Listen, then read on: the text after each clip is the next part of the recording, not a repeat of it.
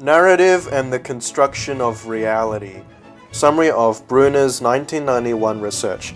This is a video made by me. Narrative and Reality. Bruner, 1991, stated that narratives help to construct reality. The researcher reinforced the idea that knowledge building and gaining of mental processes is not unilinear or logically sequential, as the developmental theorists would postulate. The gaining of knowledge and skills is uneven and domain-specific. Narrative, knowledge, and culture. The knowledge also is not automatically transferable within a given domain. Domains are merely classifications that provide the principles and procedures which allow intelligence to be used in a certain way. Knowledge is derived from the culture's toolkit, basically what the culture emphasizes, how intelligence is to be used in a specific way. And individuals specialize in specific domains but are incompetent in others. Howard Gardner proposed the theory of multiple intelligence, which states that evolutionary pressures forced multiple human capacities to come about. This ties in knowledge gain and usage with what the culture desires to bring about to maintain its survival.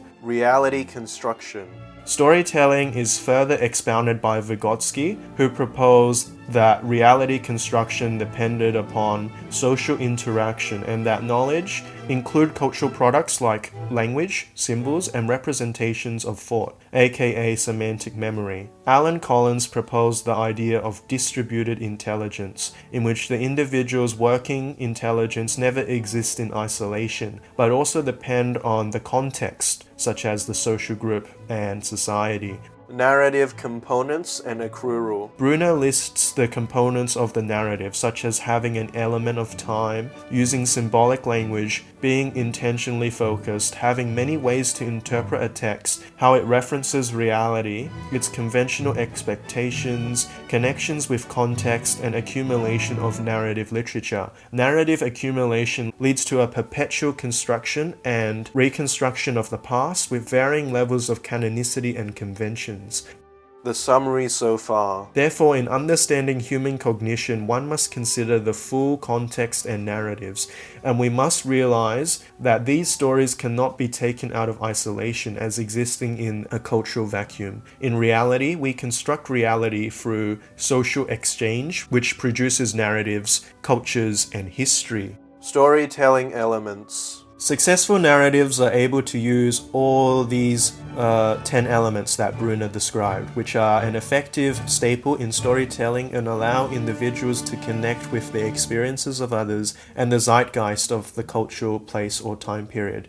These 10 elements include narrative diachronicity, which are where narratives are accounts of events that occur over time, particularity, which are points of reference which constitutes where happenings occur and narratives rely on symbolic status and events, intentional state entailment, where narratives intentionally situate people who act in settings with happenstances occurring to convey values, desires, beliefs, and theories about reality. Hermeneutic Composability. This relies on the text being intuitively consistent and refers to the text as a whole in light of its constituent parts, and vice versa. Canonicity and breach. Through scripts or convention, Schenck Abelson stated that culture defines whether the narrative is canon. Referentiality, where narrative truth is determined by its verisimilitude of life, as in whether it is a carbon copy or how well does it simulate reality. Genericness. Different types or genres of narrative like black comedy, romance, Bildungsroman, travel saga, farce, satire, fantasy, etc. There is also normativeness, which is the conventional expectations, and if there's a breach of canon, it presupposes the existence of a norm. Context and sensitivity and negotiability. This encompasses narrative, intentional, and background knowledge of which we decipher and assimilate the narrative on our own terms. Finally, there is narrative accrual, which is the build-up of narratives that then produce its own history, culture, and tradition. Summary.